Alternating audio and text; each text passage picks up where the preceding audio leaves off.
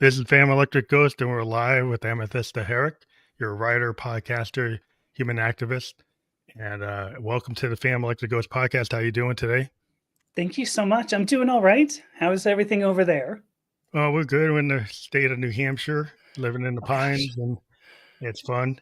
sounds beautiful. I'm in So, Colorado. We got the same. oh Nice yeah, weather. yeah, I get to go to Vermont and do my mountain biking because it's not that far Oh away. gosh. Yeah, that But sounds awesome. yeah, good to get outside of the software stuff once in a while. But a couple of questions we ask any guest before we get to the heart of your story is Yeah. what motivates you and why do you do what you do? Oh my gosh.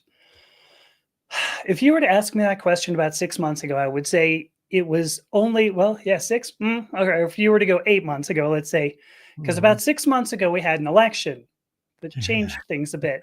Yeah. But, you know, 8 months ago or so, what really motivated me was just learning about myself. I've always been super interested in why I am the way I am, and Mhm. so that was what put me into biology as a molecular biology as a when I was young, as a Mhm. youngster. I was going to say, but it's not like I was 112 when I was a youngster. Um, but then that got me into chemistry, looking at things like that, software, ultimately being able to automate stuff. And then now that I'm podcasting and writing, I mean, I'm writing about philosophy and science, and it just continues to be, I want to know more about myself and why we are the way we are. But oh, hey, Margie, look at this. Hi, Margie. Um, when, when we had an election, um, that election was won, at least in part, by the new administration pledging to go after the gender expansive community, and so that's largely what I do now. I kind of wish I didn't have to, but Yeah. Yeah. that's what I do now. So I think we're all in the same boat. Like and I'm an African American, part Cherokee, part Blackfoot, Native and right? Indigenous, and I see like an assault on our identity. Like Oh I yeah, really have a strong like identification with my Native American roots and my cool. African American roots, and we're kind of like DEIA is like, oh, that's like the new N word, and it's like it's across the Right. board. I feel the assault that is Yeah. upon your community is on our community as well, Right. and it's just like why. You know, I could get into the sociological because I was a sociology major, but Oh, yeah, sweet. we got to respond to it. But that's it's a shame that we have to respond to that in the 21st century because I thought that we solved it in the 60s and 70s, or at least we're trying to. But I Right. guess not. Right. Well, I think really what yeah, I thought we solved it all as well. That being said, I mean, we keep bringing this back up, right? The more, I think we're seeing sort of this culmination, if I can just go off on a tangent for a bit, but I think we're seeing this culmination of conservative politics that like 40 years ago, you kind of went, oh, yeah, okay. But now we're seeing the very end result of all of this, and it's not pretty. Oh It's no. it's pretty much anybody, unless you're a white male billionaire, you're screwed. And I don't know if you knew this. Maybe this was clear to you. There aren't that many white male billionaires out there, Well, I know. I mean, surprisingly. it's like to me, it's like people forget during the 20s. Like if people want to go back and they want to bring that back, it's Yeah. like that was a disaster, right? Like that golden age is like it actually was a financial disaster, right? Yes. Right. And like Right. people don't seem to know their history, No. and Oh no. a lot of times, like if you go and check, and I'll just throw some sociological, political science stuff out. Yeah. Please. Like Republican administrations have never actually increased the GDP as much as Huh. Democratic administrations. When you check the Really? history, the All GDP right. is always greater under the Democrats, but they would Fascinating. lead you to believe that that's the opposite because they Oh, put of it out course. there in their culture, in their kind of propaganda that is not the case. But that's the problem is like the idea that diversity cuts into GDP is antithetical to the actual situation. It's like when you have Right. more diversity and more ability for people to have free thinkers or like Hmm. idea. or like going to Harvard, going to Yale. I went to Bowdoin. My brother went to Brown and Harvard. It's Jeez. like we have that intellectual capacity, and when you go to Yeah. those environments, there's people from all around the world. There's Right. people of all different faiths, all different sexes, all getting together, having a debate. And now you want to come in and try to have like what? Like so it's almost like Soviet level planning.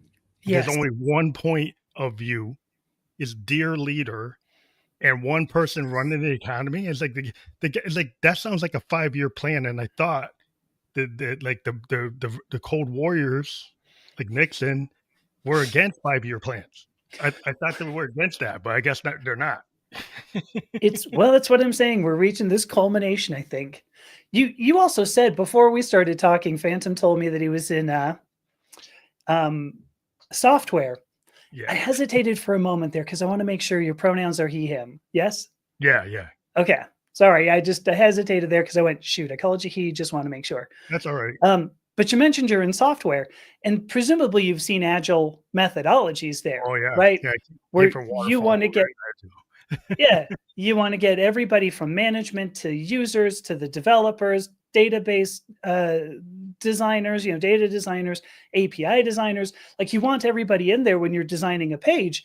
You say one feature because that one feature crosses everything. Well, it crosses all like upstream, downstream, right? Yeah. You want everybody in the room when you're doing a JAD session, when you're trying to get that requirement Right. gap. If you don't have the guys from the general ledger, right? And you don't have the guys from accounting, and you don't have the guys from the customer service, and you don't got the guys from legal, and you don't have the guys from marketing, then they all have different uses of your data. Yes, right. And you need to find out what those cases are. Now, maybe the executive group has a certain use and they want a dashboard that's like very specific to what they're looking for. But that's not what the accountants are looking for. It's not what the marketing guys are looking for, what the sales guys are looking for. So you have to know what your case is for what area of the business you're in. Yeah. And there's a lot of cross-pollination. And very much. Have a lot of and when you just prioritize like from a pyramid from the top down, then you get bottlenecks. Well, yes. So we've seen it work phenomenally well in software where you get many opinions, many views of the problem. We've seen that work phenomenally well in software. The idea that we're trying to move away from that in our government makes very little sense. The idea that you go, no, we want to make sure we have as few opinions as possible on how the country is run. I mean, I think we're seeing the culmination of that. That's what we're seeing. Well, and the sad thing, just to go off on one more tangent, is that I don't think it's just Republicans at this point. I think you have a lot of Democrats who are entrenched in this, and they're like, how am I going to get out of this? And I don't. So I think we're witnessing actually the failure of an entire system. Well, I think I can throw that out there. If you go to the Enlightenment, sounds impressive. I was a political science major, and like the I Enlightenment. stopped hearing you. Oh, can you hear me? Can you hear me? Was it me? Can you hear me? Maybe it's me. If so, sorry. Doesn't seem like it. Oh, can you hear me? But it is. What happened? For some reason, my stuff changed. You're hearing me, I hope. Yeah, I hear you. What happened? You can't hear me sec. Now? Can you hear me? Can you hear me now? Are you able to hear me? Are you able to hear me? I'm not sure what's going on here. Can you hear me? Oh. You hear me? Yeah, I'm not hearing you, Phantom. Oh, geez. What happened? Can you hear me? It's a bummer too, because here we are live. We were having a good conversation. Do you hear me? Let me bounce out and bounce in. I'm gonna try to come out. Wait a second. My test says everything's going good. Oh, I just want everybody to know that as we're here tonight, there's going to be a lot of interesting stuff to talk about. And when Phantom comes back, it's going to get even more interesting. What are we going to talk about? Well, that's the lovely thing. I don't actually know, because he held on to a whole lot of... Can you hear me? Yes. I'm back. You can hear me now? Yes, I hear you. Okay. I don't know what I was holding down the fort. Yeah, the internet's weird. That's never happened, but I guess it was some kind of situation. I don't know if it's what's going on, but you can hear me now, right? I sure do. Yeah, I was just gonna point out like this idea and alignment, like common sense and just intelligence in terms of diversity of thought and diversity of opinion is Yeah. is like the wheelhouse of the enlightenment of kind of like what people thought was was the standard, and our whole system was based on people having like this idea of common sense or a structure where you could have like gates or rules and ideas. And the problem with our society is like if you have a lot of brutes that don't actually recognize I don't know, this like behavior that's um I don't know, not normal behavior, but like like a gate. Like if you accept it's like I'm gonna have a difference in opinion and I'm gonna have some gates, like the judicial branch, if they make a decision, that you should actually honor that decision. But the Well, judicial yeah. branch doesn't actually have its own enforcement. You're just supposed to honor that. Right. So in Right. enlightenment, they didn't think that they would need to give them a police force to right. But now we're getting to a situation where if the Supreme Court says something, these guys could actually say, I'm not going to pay attention to it. And, Yeah. and when Yeah. there's no actually structure to actually deal with that if they don't follow it. Yeah. I think we're witnessing strain on a system anyway, for sure. And that was just because people just felt like there was things that were unsaid. It was like a gentleman's agreement that Hmm. there's a certain level of societal, so I don't know, just the competence. It's like I'm going to just honor this agreement that I'm not going to go beyond the gate. I'm not going to go beyond the bounds. Sure. And I didn't have to be elaborate about it. There's like if the court says this, you will do this. Yeah, I mean, for what it's worth, that's what I mean. It's what how our Constitution is structured. So it's like you could say, well, the judicial branch doesn't have a method of enforcement. True, but they didn't need it because the Constitution says, look, this is what you're supposed to do. So It's like I if guess that's where I'm going. yeah, but if the brutes come to the door, it's kind of like with Rome, was attacked. Well, It's like, yeah, yes, then they can just like, well, they can just overwhelm it. So we see yeah, what is yeah. going on is that people made a decision, like in Project 2025. Let's Mhm. overwhelm the courts. Let's overwhelm the system. Let's hit the Yeah, libs so hard from day one with so many things that blow their minds that then we don't know what to do because we want to go to court and we want to do this. But guess right. what? They're not following the court. Yeah, So like if you could go to court all you want, but by the time we get to the end of the year, we're gonna already have moved the lever over to here. yeah. It's a shock. What's the word for it? Shock and Shock awe. culture, I believe is. Shock Yeah, and awe. yeah. That's a military thing. I thought it was the shock culture. Somebody mentioned Or that was the idea. Yeah, disruptors. Yeah, the yeah. Silicon Valley guys that like to disrupt like Elon. They like to Oh, go into a yeah. place and just like blow it up and then Right, right. see what falls out. I think Oh, we've seen that. that was important. Okay, I'll put that back. Oh, Social Security, was that important? Our federal budget, was that important? Oops, dang. Yeah, he's Yeah, disruptive. but it seems like they got a lot of people in the US to fall into this culture war thing. Yeah. Oh, They yeah. they kind of built their own media outlets, their own like the what is like the manosphere, like Mhm. and even like if we're going to talk about software people, like the algorithms are biased toward like manosphere type things. Oh, So absolutely, so yeah. like every time I have a podcast and I have somebody on that's from like a Black Lives Matter type of person, my numbers will go down the toilet. Oh gosh. I still want to push them out, so I'm not going to Yeah, not yeah, talk to people. But it's like you can see what happens with the algorithm. Like, oh, this keyword, that's a bad word. yeah. And unfortunately, now you've got sex and gender. I have the feeling your numbers are gonna go even further down the toilet with me. Sorry. No, but it's just like, Who knows? why did we build a system like nobody ever thought to have like a digital bill of rights? Nobody ever Oh, thought that's a good point. that Yeah. like if you have a printing press, you should have freedom of speech. But then we built a new printing press with the ether. Yeah, it's a So good that point. that people are gatekeepers and they prevent certain speech, certain things from going Yeah. out. They say Right, right. shadow ban. They don't let it go through the algorithm. They don't let people actually see stuff that they should see. They suppress it. Yeah. And that to me is like, how could, maybe on the left, we didn't pay attention enough to the infrastructure of Uh, of the ether to know yeah. that maybe we should have tried to create some structure to it.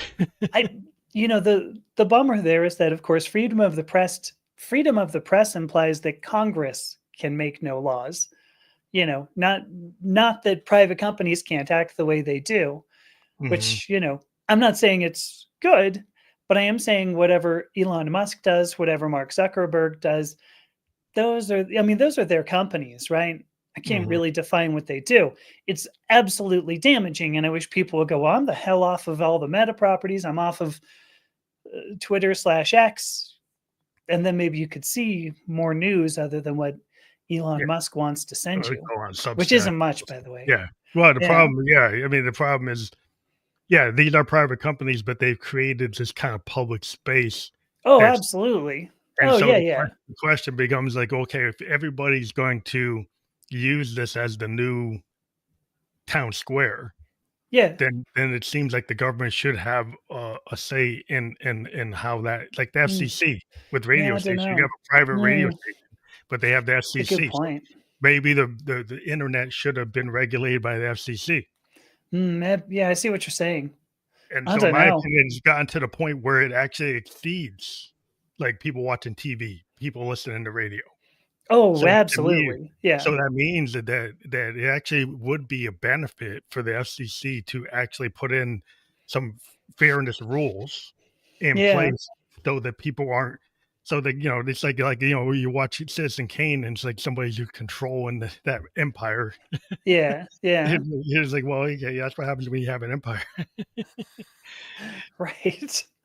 Citizen Kane. That's a good reference. Wow. You don't hear a Well, lot of people who bring up Citizen Kane. Let's just say that. yeah, it just seems to me that like why are people so into like things that aren't their business? It's like so like there seems to be a group on the right, like I'm very offensive to them. Like Mhm. you might be a very offensive to them. Like this person Mhm. X, person Y, person Z is offensive to them. It's like what does that got to like I'm offended sometimes about what they do, but I don't go say that they don't have a right to be in the room.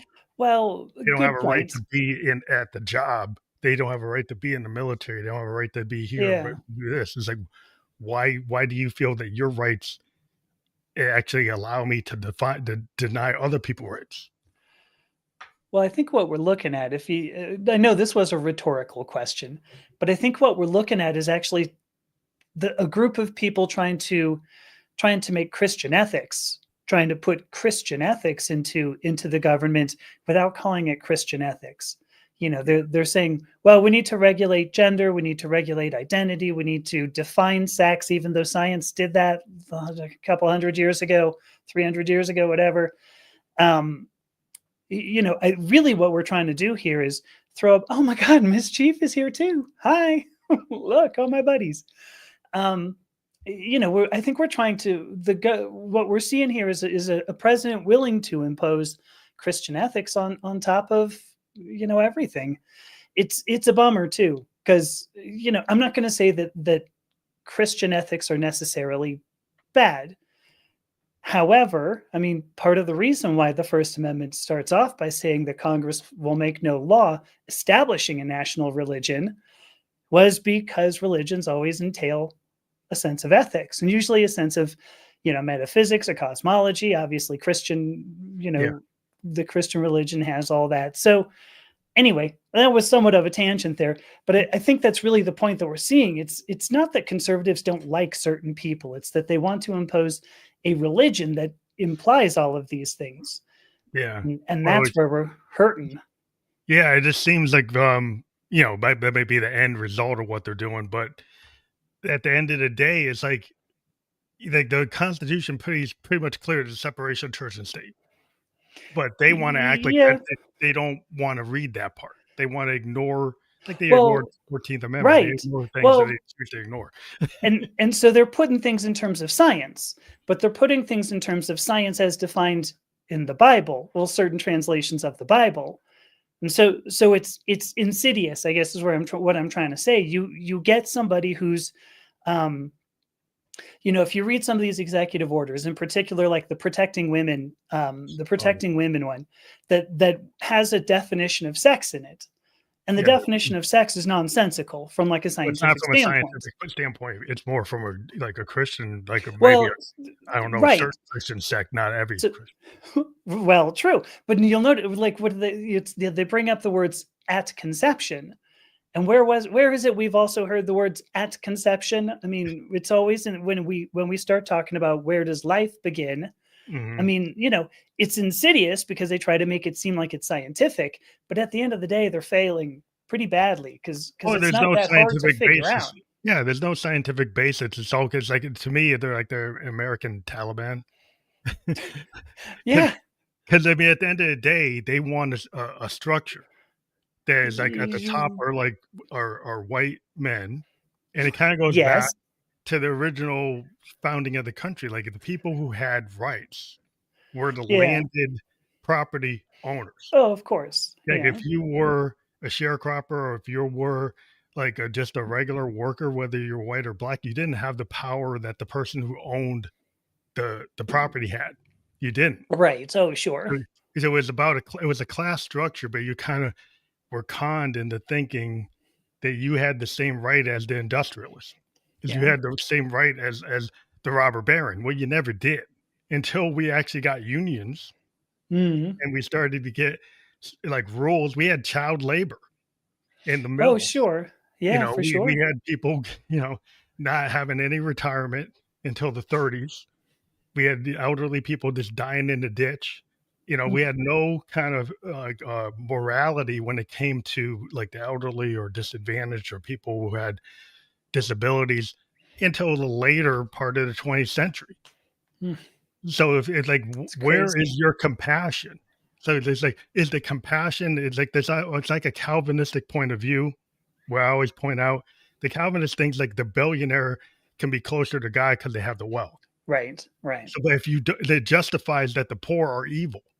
Mhm. That might, Oh, and I sure. see it seems like to me that Calvinistic kind of mindset is Yeah, I actually see what you're coming saying. back in full swing, and Yeah, people are yeah. actually buying into it. Well, I mean, Trump's not that far away from divine right of kings, right? I mean, some of the things that he said and done, I mean, divine right of kings is part of that, I think. So I don't think you're far off.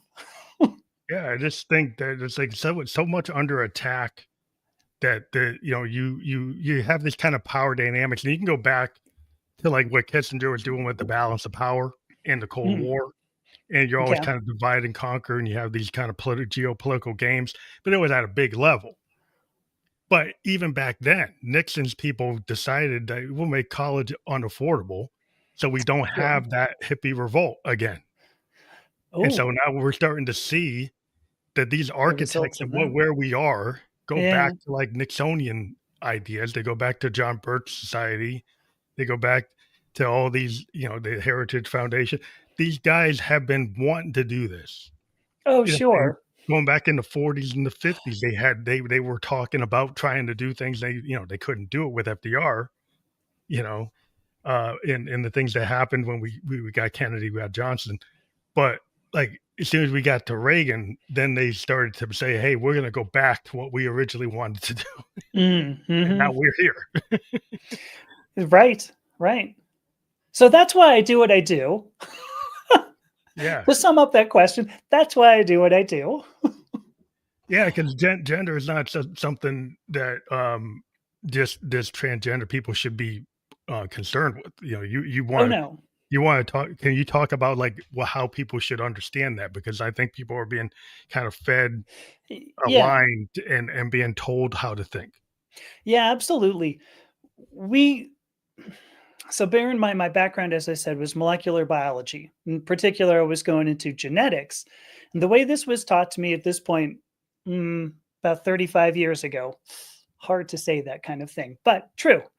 Um, the way this was taught to me, there's a distinction between sex and sex characteristics. So like sex characteristics are what your body does in order for you to express what would be a sex. Now, if you want to talk about the distinction between sex and gender, there's actually a really easy derivation that just comes from observing nature. And this goes back to when like Linnaeus started categorizing people. It was categorizing species, not just people. Sorry. So it goes across all of nature. And this is one of the things that always kind of pisses me off. We're talking about redefining the words sex and gender only for humans. Like Mhm. we're the only people, like we're the only species in the universe, right? Yeah, So, that's but if you look, biologists looked around and said, okay, well, we see species that just like separate. We go, okay, that's asexual. It only takes one parent. But then we saw other species where it took more than one parent. I'm going to just say more than one because mhm. sexual reproduction implies at least two parents, but doesn't have to be limited there.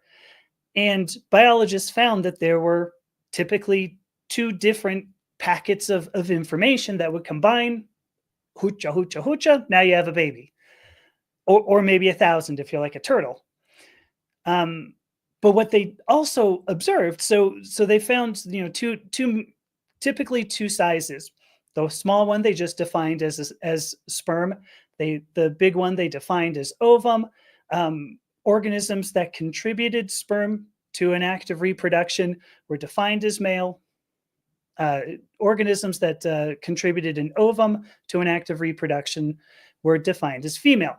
And it sounds really simple, but we found species that they'll grow up. They'll grow as they're growing up. They can contribute one type of gamete, is what it's called, sperm and ovum, but then they'll switch later on in life. Yeah, This I've is seen called that. sequential hermaphrodism. There are many species that can always make both gametes at once. There's a lot of fish that would actually, sequential hermaphrodism is really cool. There are a lot of seahorses that do this. There are species of seahorse. There are several species of reptiles and fish that can make both gametes at once. We've also seen species that have actually evolved all female lines. So a female will produce actually fertilized eggs. They tend to die out. We see those in geckos especially in the southwest of the United States. That's super fascinating, by the way. I just love that whole thing. We've also seen species that will change their gamete based on social pressures. So, like Oh, yeah, there are, they'll change under environmental pressure from the female to male, male to yeah, yes, right. So environmental pressure, but also social. So, like, there are several species of fish in the Great Barrier Reef where there's only one male in like a social environment. That male dies, one of the females just changes which is yeah. gamete, and the line keeps going. When you look at all this together, biologists realized sex really only makes sense in context of a single act of reproduction. But everything else around getting to that act of reproduction, like an individual organism's um, genetics, the biochemistry of that individual organism, the social environment around them, the actual environment, the physical environment, all of that contributes to whether or not this organism is going to be able to contribute a gamete. And so scientists went, well, crap, we're going to have to come up with a different word for this. And that word was just simply gender. And so Mhm. that's the distinction. This sex has to do with what gametes you contribute to one act of reproduction, and gender is everything else that gets you into that act of reproduction because That's behavior interesting. obviously plays a part. But I would also argue that a lot of indigenous cultures outside of Western culture, right, or even in this hemisphere, um, they didn't. In terms of their gender identity, there was a lot of cross Mhm. pollination. Oh, yeah.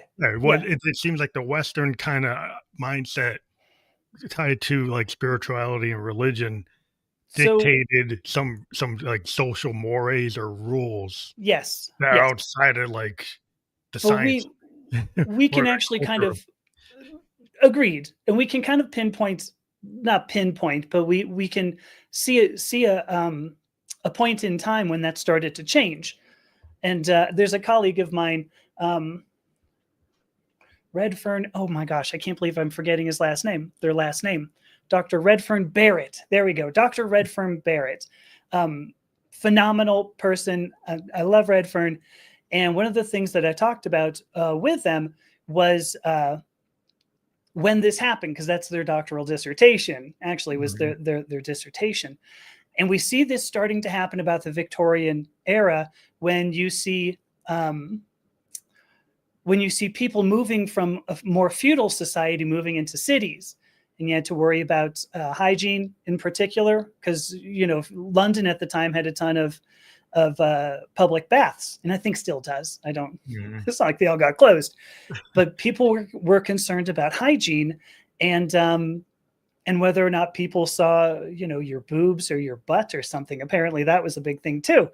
So these mores started coming in right around that time. But before that, I mean, you can look back at Celtic tribes. In fact, you can look back at Abrahamic tribes, for that matter, and people who fell outside sexuality and gender uh, binaries were cherished. You can see Yeah. this in Native American tribes as well. Yeah, If a lot of you indigenous fell people out, all over the world, yeah, there was that it actually wasn't, hmm, the kinda condemnation that we see in the Western kind of really, oh uh, no, yeah, kind of zealot revered, behavior. Yeah, they yeah, it's like a flip. Like, it's like yes, from yes, being like the high priest or being at that like that level, right, right, right. to To being, be in the goat, yeah, ridiculed. Yeah, it's like what, yes, right. and it Well, seems like it's a shift in like the way the culture wanted to, yes, there might yeah, be there's a lot of reasons you can go into sociology of it and the right, political right. aspects of like who gained from that, who suffered from Well, that. right. I mean, I think we're seeing who's gaining, but a friend of mine told me this story, and I didn't know this little bit of history, but she told me that Alexander of Macedon, right? So Alexander the Great went into Jerusalem. He's conquering everything, right? Goes into Jerusalem. So these are Abrahamic tribes, right? In what's in modern day Israel. And the first thing he does, he gets to Jerusalem, and they said, okay, so actually the people who confer sovereignty are outside the city. And there was a group of people outside the city, presumably homosexual or transgender or both, but it was people who straddled this line. And Mhm. they were the ones who conferred sovereignty, which is an important point. The idea that what we're looking at today is people who want an exceptionally strict binary in terms of conferring not even just sovereignty, but personal sovereignty, right? Our Mhm. ability to Yeah, govern ourselves. Um, I think that's crazy when you look back. I mean, we're not even talking that many years ago, a couple thousand years ago, it was the which is opposite. older than I am. But yeah, it was a complete opposite. So why did it happen? I don't know. But yeah, I think it all comes down to ultimately it's power. People I are think it's power concerned. dynamics. I think Oh when you yeah. get to the political science of it, it's like it goes to that kind of Kissinger I was talking about, like the balance of Mm, power. hmm. Oh sure. You divide and conquer. You get people, if you can get the common person to agree with the ideology of the oligarch, Yeah. and Right. it's not in their interest, then Right. you can get them to actually do stuff for you, and you don't have to expend effort. And that's always Yes. been like Yes. the political game that humans make Right. is if I can get somebody else to do it for me and I don't get Yeah. injured, I can make them fight it out and I Yeah. can stay here in my ivory tower and I got to worry about it. But you do have to make a scapegoat, Yeah, right? you You have to do have to create find a scapegoats. scapegoat. To Hmm. you have to create the other. You have Yeah. to create the Yes. enemy, and that's always been Right. done. We always have created that. Uh, Hmm. I saw something recently. I was on Blue Sky, and I wish I could remember who posted this.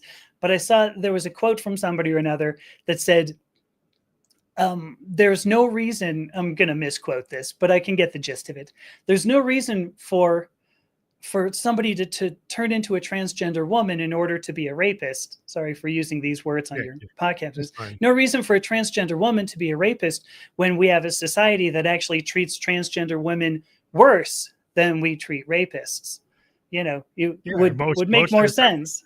I would think heterosexual men, from my understanding, if you check the numbers, are primarily the rapists. Like you run sociological metrics, but the problem is people get information through lenses. And and filters are designed to tell you that the other, this case like transgender or homosexual or black men, we're the ones doing this. Like we're the ones that you have to worry about. When you actually go check, it's like, well, it's probably your cousin or your brother or your uncle or your grandpa is most likely going to do the sexual assault.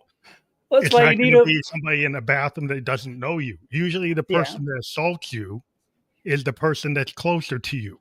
It is, right. Something like 2 out of 3 sexual assaults are domestic.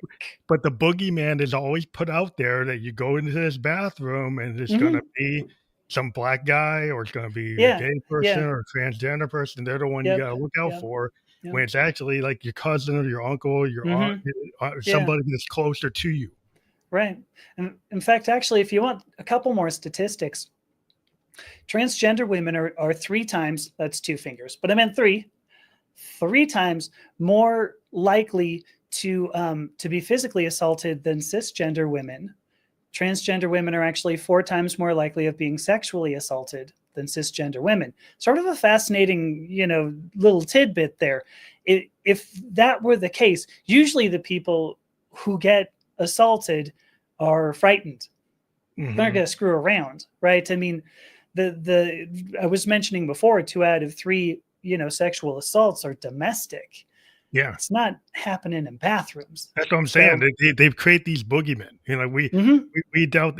Black men in America have always been like the boogeyman, because the interesting thing is, like, if before slavery was outlawed, like the vision of black men in the South was that we were good workers. We didn't steal. We were property. They didn't have this mindset that we were criminal. Right. It's only after the Emancipation Proclamation that they started to criminalize the free slaves. Fascinating. They came up with all kinds of rules to criminalize the free slaves to get them back into the prison.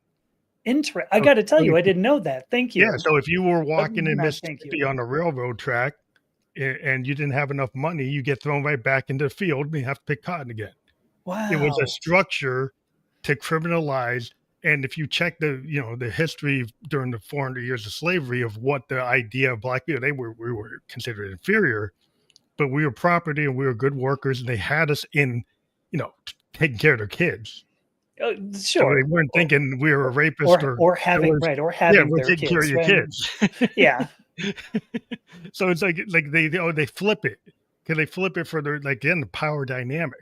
Yeah. Power dynamics. You can't have a free person looking for the same land, competing in the workplace. So you can't. So it always becomes these power dynamics that create, like, why do you go and make somebody the boogeyman? So the boogeyman person's always being created for some kind of power dynamic, and then people don't actually have any critical thinking, and don't make a good. If you actually went to the library and read something, you would know that what you're thinking is not actually correct. Well, what a great point. You need to go and do research. Ultimately, what you need to do is have critical thought. And I'm not trying to diminish anybody out there. It is common for people to go, well, I saw something it's like my mother would do this all the time. Oh, I saw it on the news that this was true. I saw it on the news. And that's got to be, reputable, right? Yeah. I mean, it's Fox News. Yeah. And so, that was always a source, but I find it fascinating. Sorry, I have like 4 different competing thoughts at once. I find it fascinating that we will look at like influencers. We'll look at some, like, a 25-year-old, who dropped out of college or something will go, oh, well, that You're person expert. probably knows. Yeah. But then you'll get somebody who's a scientist who will go, well, here's actually the truth of it. And they go, I don't want to hear from you because you're not that cute.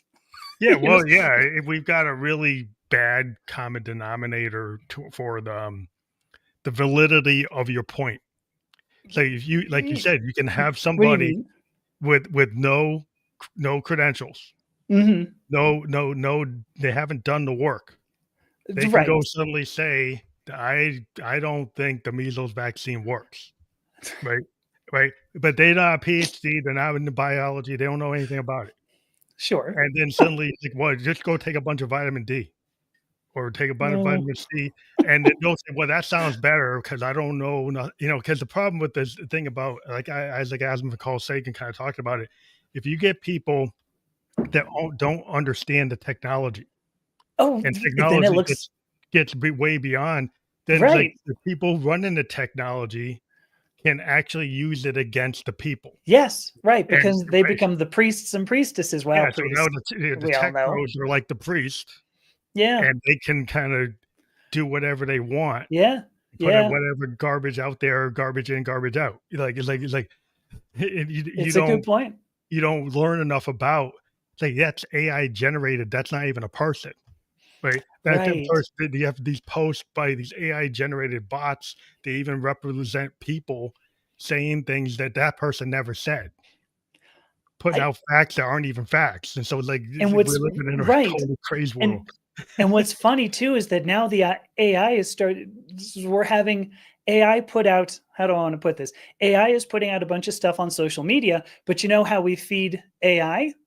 Oftentimes with social media, and Yeah, we're so feeding now it more. It's feeding yeah, itself. and so now AI is actually starting to.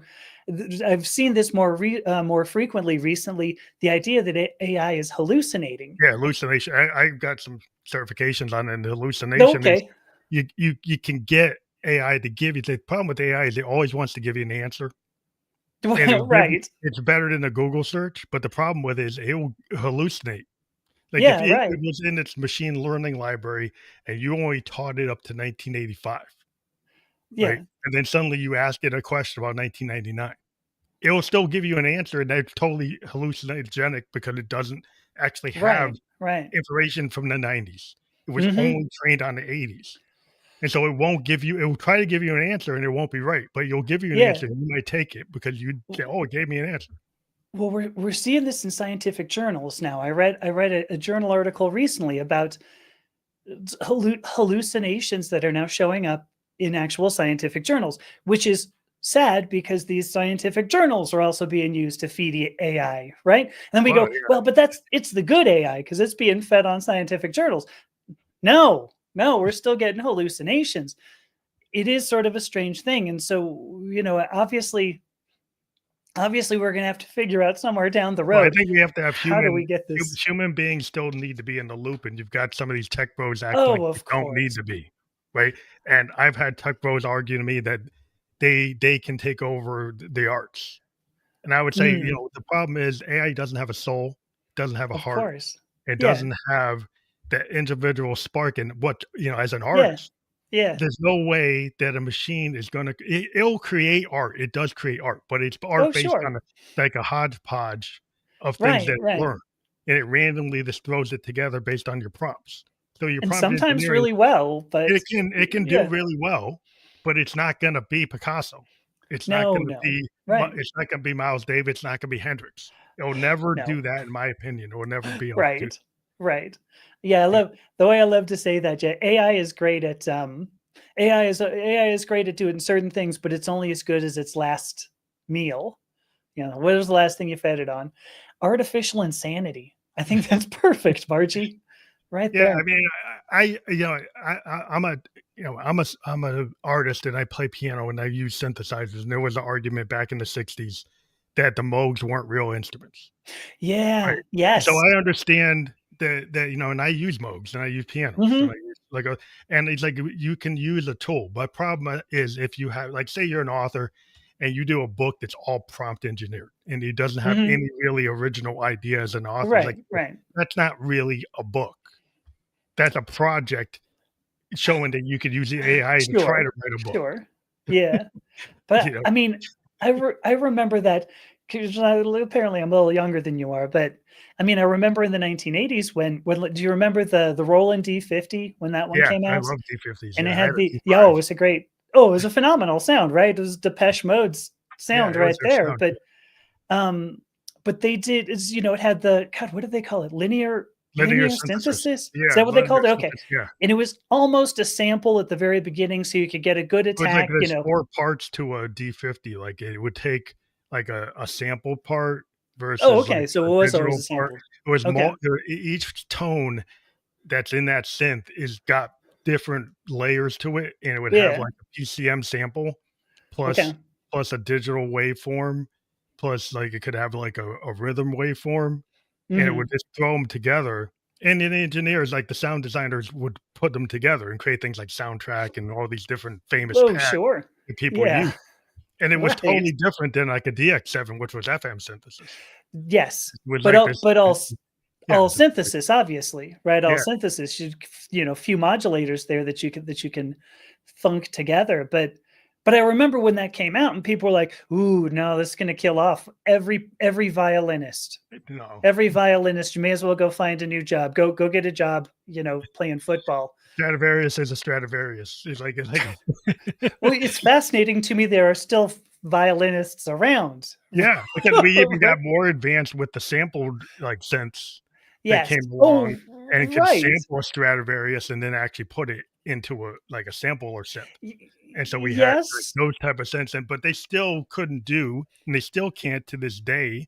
Like, there's a reason as a composer, I'll actually go and want somebody playing a Stradivarius rather than trying to replicate it with a Right, sample on a right. synth. Because there's a difference in what finger you're using if you're gonna I mean, obviously, I've got Well, it's the some emotionality. guitarists back here, but Yeah, it's yeah, the emotion of that player and the skill of that player, yeah, right? yeah, Is like that's yeah. what those classical musicians, that's their wheelhouse. Of And course, yeah. you can't it's like an opera singer. It's like you could try to sample that and try to fake it, but somebody will always Never really love works. a real opera singer, Yeah, a real yeah, violinist, a real pianist. right, I think they're always gonna prefer that. Though right. you can get away with different degrees of what you can accept, right? Mhm. So it's kinda Now like yeah. oh, go finish up, because but I wanna ask you a question right afterward. Yeah, I just think there's like a whole, spectrum. Like, it's like there's junk food, and then there's high class stuff, right? There's a Right, five-star thing. Like, you might one day you go for the junk food, the next day, "Well, I actually want the five-star restaurant." People are gonna right. make that choice, to go with the Yes. five-star. So, are you still buying records out of curiosity? I love albums. Do I'm a you? child of Okay. the '70s, and I Sure.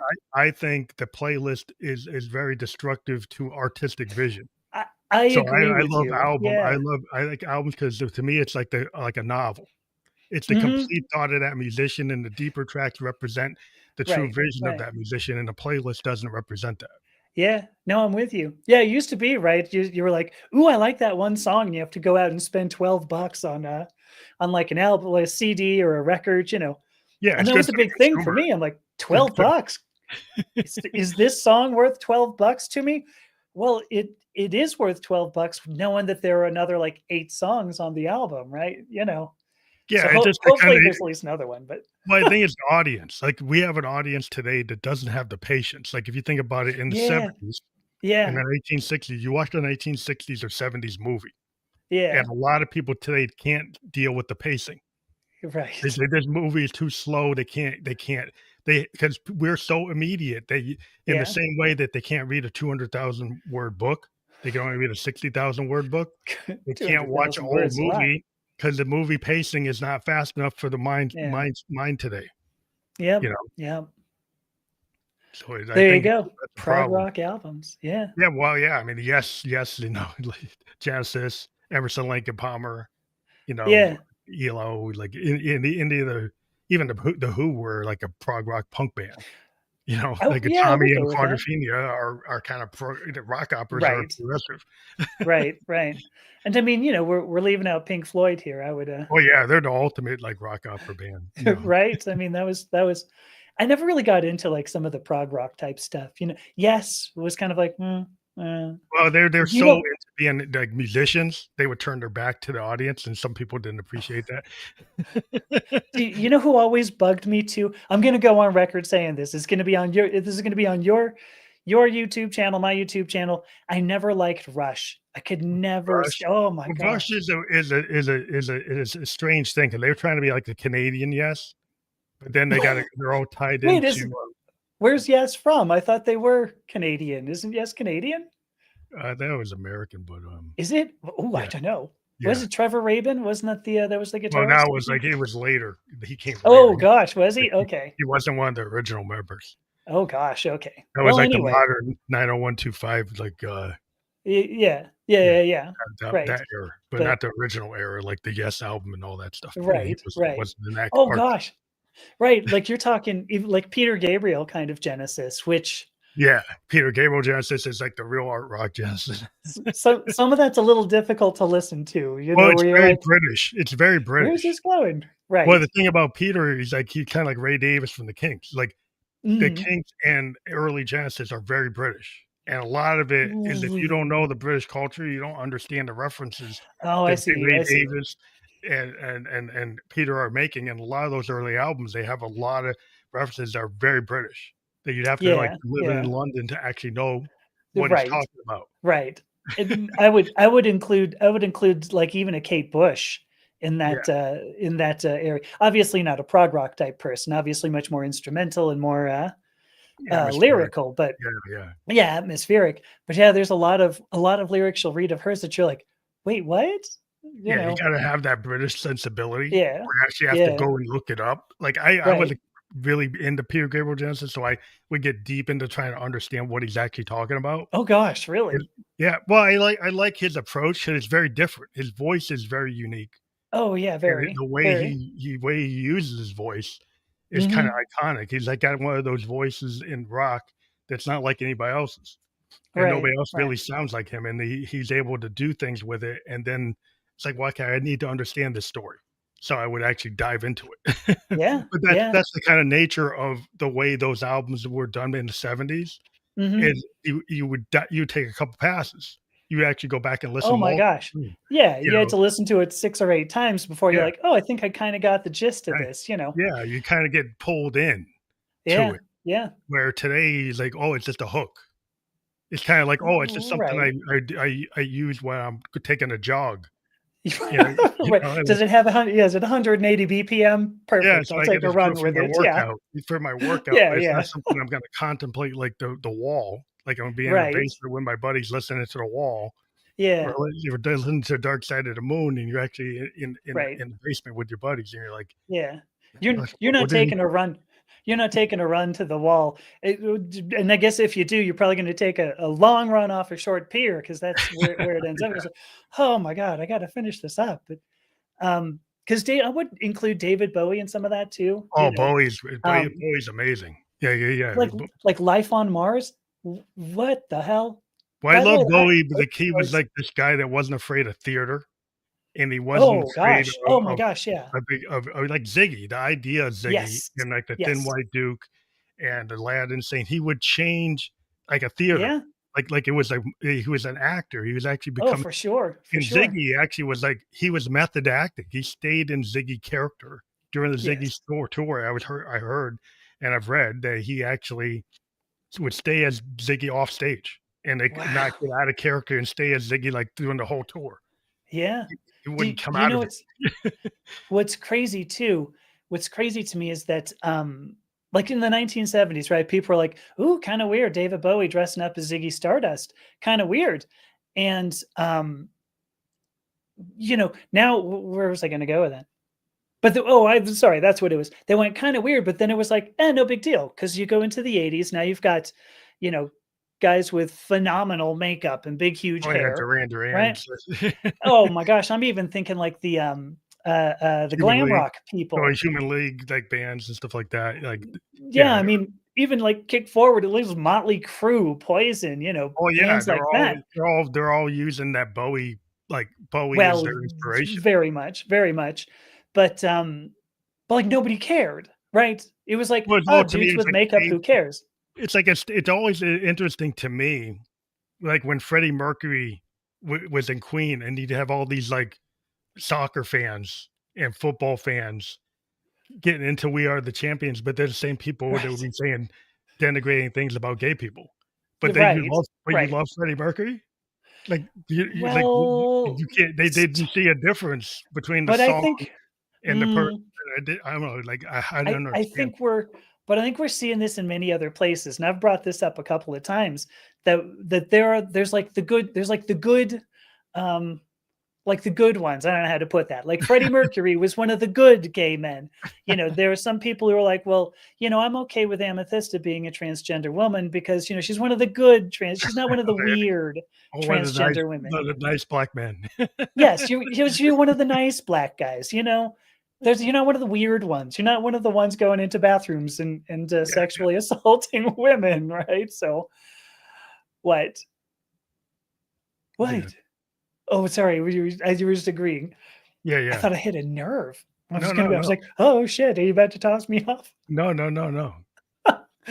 So, but I think that's what we're seeing now, and there that also creeps me out because it's like, no, I'm not one of the good ones. I mean, I am one of the good ones. I'm one of the better ones, possibly one of the best. But that's not the reason you don't eject an entire community, um, and then still like one member of it. Like that's a It's weird well, that's a yeah, it's weird very thing. strange behavior from the gatekeepers. 'Cause, like, Well, yeah, it seems hypocritical, like, it's like, "Okay, are you very guys much. gonna be like Stalin? You're gonna be down the line and say, like, Yeah. this is" like, typically, you think like a fascist type of person is, like, very clear. But I Yes. see some things in this kind of movement that today we see, like, doesn't seem logical, doesn't seem to follow, like, Mm-mm. patterns, like, the historical Right. patterns of it's Right. like, you seem to be like, "Oh, you're over here, and then you're over here." And it's like you're trying to have your cake and eat it too. You're like, you say one thing and then you do another thing. It's like whatever is gonna win the moment Yeah. is gonna win Oh, the right. argument. Like, Right. it seems very, like, short attention span type of thing. Yes. You Yeah. just win that argument for today, but you don't have anything Right. long term. It doesn't make sense. That's what Congress I think I've seen Congress do that for about 30 years now. That it's Yeah. like, we're not really concerned about long term, whatever we can. Yeah. I'm looking at Margie saying weird transgender woman. Always love that. Anytime I bring up something about the weird ones, right? It's Yeah, like, yeah. um, Getty Lee looks like Bono on meth. Oh, yeah, well, people didn't know how to deal with Geddy Lee's voice. They didn't know how like, that really was That's very what gets off-putting. me. It's very Yes. off-putting to some people, and some people can just get by it. It's like Dylan. Mm. Like Dylan, when Dylan came out, Oh, they yeah. either you totally dig him or you say you can't Right. stand him. It's like Right. it's usually it's Right. like you get these guys who just love Dylan, have everything he ever Yeah. did. You know, here's like, "I can't get into it because I can't get past the voice." Right. And it's like, yeah, it becomes very But there's also what about when REM? You remember REM got super popular. I actually Michael liked him Stipe had when you didn't couldn't hear what he was saying. I like the I think early REM. I'm a child of the '70s, and I heard them when they first came out, Radio Free yeah, Europe and sure. Murmur, Sure. and I like Yeah, the yeah. mystery of not knowing exactly what he was saying, What the hell are you saying? Yeah. right? And I thought it was like, oh, it's like, well, so all these hipster people that we like the first Right. couple of records, and Right. we're like, yeah, this is like this new band. It's got this new sounds, like the new Southern kind of progressiveness. What is this Right. thing? This mystery of the South, and they're doing all this strange stuff, and you don't know what he's saying. And then suddenly, when you can hear what he's saying, and then some of us who were in that period are like, I don't really like him now. Well, I went to school in Athens, Georgia, right, which is where REM is from. And once I went down to Weaver D's Soul Food, Weaver D's Soul Food, the where Automatic from the People comes from, Yeah, Weaver D, I don't know if he's still alive. If he is, hi Weaver, if you're out there, hey Weave. But he would you would say, I want to you go in there and you go, I want chicken dark, sweet potato pie. That was always my thing. Chicken dark, greens, sweet potato pie. And he'd go, Automatic. for the people, yeah, that's where they got No, that. no, not for the people. It was You just didn't say Automatic. That was automatic, his so thing. that's how That they was his just took yes. that. So they took Yeah, that that. was his yes. Right. And it was kind of like, hey, look at how Athens we are. But at the same time, they're like, we are the fuck out of Athens, right? They got out. But then they came back when they lost their popularity. I used to see them all the time walking around Athens, and I thought, oh, how far you have fallen. I remember Michael Stipe, you being on the cover of Rolling Stone, and now you can't get a table at the Italian restaurant. What a bummer. Well, If I you're do out there, love. Michael, sorry. I did like where they went. They got to to kind of evolve like the Beatles. They changed into Oh yeah, tons of evolution. they Yeah, had tons of evolution in where they went. yeah, But I just, from a musical standpoint, I like the early records. I like the vibe yeah, of the yeah. sound they had on Better. IRS. The IRS Well, records I was just totally into. But I think as soon as you get popular, this happens a lot, right? You get popular, and then you're like, well, I'm going to keep being popular, right? I don't want to keep being artistic. I want to be popular. yeah, But yeah. like, here's a great point. Look, because Margie's saying she saw Radiohead, Mhm. Radiohead live, and oh gosh, so Michael Stipe saying Karma Police, and I sincerely wish I could say it was good, but no, whoops. But Radiohead was what I think Radiohead is one that never. They're like, well, we might be popular, but we're going to keep on doing They do whatever they Radiohead want. stuff. They do Yeah, whatever they want. I do right. like appreciate the way they operate, Yeah, because they're super progressive, right, uh, right. and it just they just like in terms of like the way they derive their sound and the level of like artistic integrity, Hmm. because they just go at it the way like a pure artist. Like there was a time in the '70s where you could get away with that. The record Oh, industry would, sure. like, allow you to be on the label and Right, do albums that weren't working, right? right. And, then now, like, today, it's like but they have a fan base that will follow them no matter what, but it's Oh, like for sure. they don't shift to just be popular. They move in directions that they interest them, and I think an Yes, artist should yes. always kinda go like Miles Davis when he went, into fusion. The Right, bebop crowd hated him. They acted like he was a Judas. Like, "What are you doing?" right, And he's like, "I'm gonna go wherever I," and he actually did a bunch of different things. In the '80s, he did a kinda neo new wave jazz that was like, "What the heck is that?" And people didn't like that, but now they're going back and listening to it, and now right. they're like, "Oh, It all worked. he had another period." So now they're Right. redefining it, "Well, he actually had more than just bebop and fusion. He kept on Yes. reinventing himself." Right, right.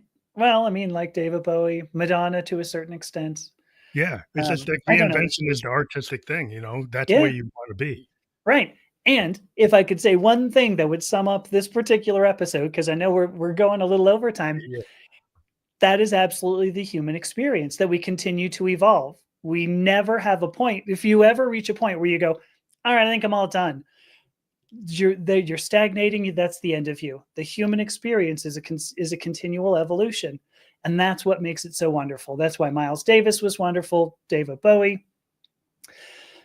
There you go. Wait, Bon Jovi. Oh my gosh, I'm Miss Chief sorry. bringing up Bon Jovi again.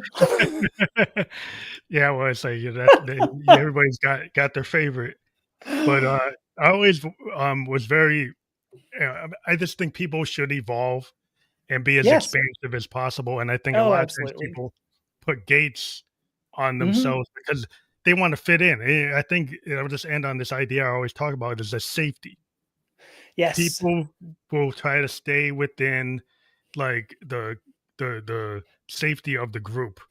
And Hmm. even though it's confining, it could be toxic, but to go out on the outer edge, to be on the outer limits of things is sometimes it's not safe because the Right. majority doesn't, they hate it, or Right.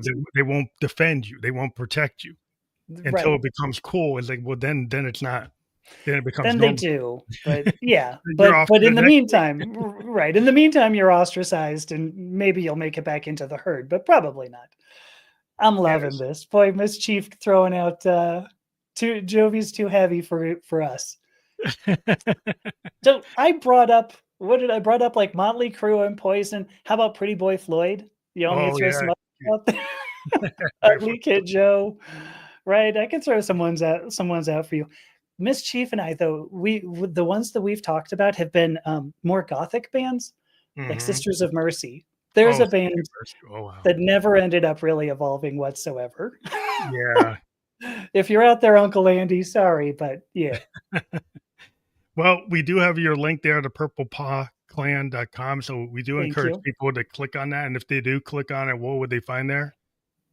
Well, so what I do at a Purple Pod Client. This is kind of a brand new offering that it just started. I mean, we just made the website live last week, and originally I had myself sort of divorced from the idea of the thought leadership, and branding people were like, you do realize that if you're the thought leadership, you're going to need to stick your face on it. So now I have a new website that has like my face on it, but it's more than just thought leadership. To go back to identity, I mean, we have to think about we need to think about who we are. We need to think about the origin and the nature of identity, the origin and nature of gender, but then we also have to learn how to express it. And so Purple Paw brings both of those together. Pretty much what I've done has been thought leadership, and so now through Purple Paw, I'm doing what I call identity guidance. And so I'll help you. I'm like a project manager. It's the way I think about it, like an identity project manager. What are your major goals, right? What are the milestones? And let's hit them, and get regular status updates. So, but yeah, that's what we do at Purple Paw. That's awesome. And we like to let people know that the links we have on here are clickable within the podcast description. We've been live on LinkedIn, YouTube, Facebook, and the channels that you also streamed it to. Yep. And we'll create a landing page for this by tomorrow, and then people can check it out on whatever platform they like to listen to or watch podcast on. But I want to thank you for being a guest on the Family Like the Ghost podcast. It was really great discussion today, and we love to have people on talking. And we do have people come back from time to time. So if you have something you want to push for your on your website or anything that your topic you want to get out to the public, let us know. And thank you for being on the show. Thank you so much for inviting me. Thank you.